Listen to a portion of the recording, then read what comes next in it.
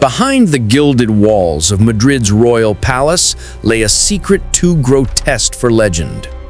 King Ferdinand VII of Spain, a man born to rule an empire, was cursed not by fate of politics, but by his own flesh.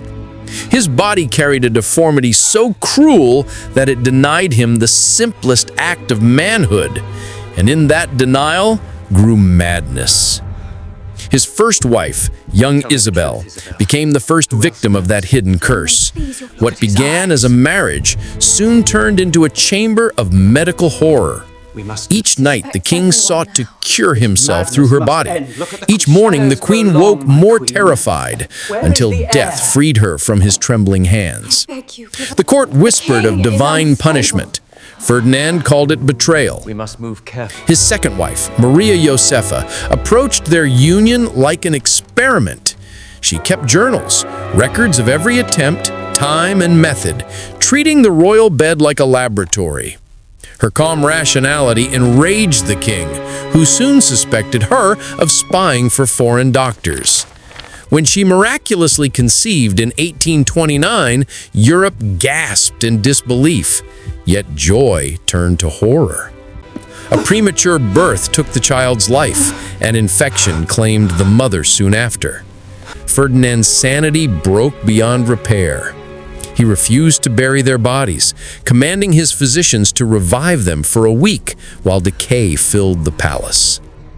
By the time his third marriage was arranged, with Maria Cristina of Naples, Spain was collapsing. The colonies had rebelled, the treasury was empty, and the king was consumed by paranoia and shame.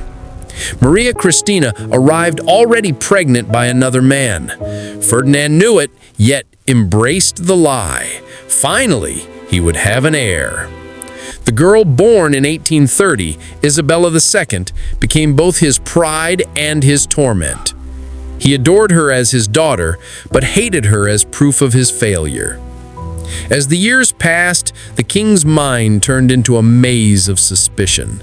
He had spy holes drilled between his chambers and the queen's, watching her every move. Guards patrolled at night. Meals were delayed for hours as food tasters waited 30 minutes between bites. Servants fainted from fear, which Ferdinand mistook for signs of poison. The queen's letters to her family, later found hidden in the palace walls, revealed a soul crushed by surveillance. She wrote, "I live in a glass cage, where every breath is recorded as evidence." Her beauty faded under the strain. Her smile became performance. Her prayers whispered through tears. Ferdinand's paranoia grew grotesque. He hired physicians to prove his daughter's legitimacy, demanding scientific evidence of paternity. No one dared contradict him. Reports were written in delicate ambiguities, truth without danger, lies without guilt. In 1832, madness reached its peak. The king accused Maria Cristina of poisoning him in a, quote, through touch. Before each encounter, she was forced to undergo humiliating medical examinations, supervised by Ferdinand himself. The royal marriage had become theater, its audience, the terrified doctors of Spain. By 1833, Ferdinand's body began to decay with his mind.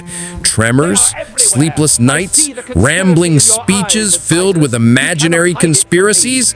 He finally died that year, officially of gout, but his physicians knew the truth. The king had died of exhaustion, both physical and spiritual. In secret, they performed an autopsy. What they found confirmed centuries of rumor. A monstrous anatomy, scarred by decades of self-inflicted wounds. The king had spent his youth cutting and reshaping himself, trying to fix what nature had cursed. Each attempt deepened his deformity and his despair. The organ, preserved in a jar, was sealed away in the Vatican archives, marked too disturbing for public knowledge. Scholars who have glimpsed it describe not just a medical specimen, but the symbol of a kingdom destroyed by shame. Ferdinand's death brought no peace.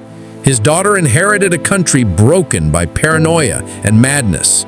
Spain, once ruler of half the world, now stood humiliated, a dying empire haunted by the ghost of a king who could never be a man.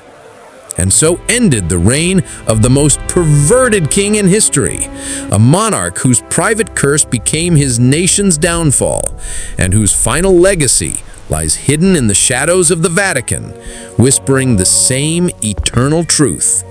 Power can destroy a kingdom, but shame can destroy the soul.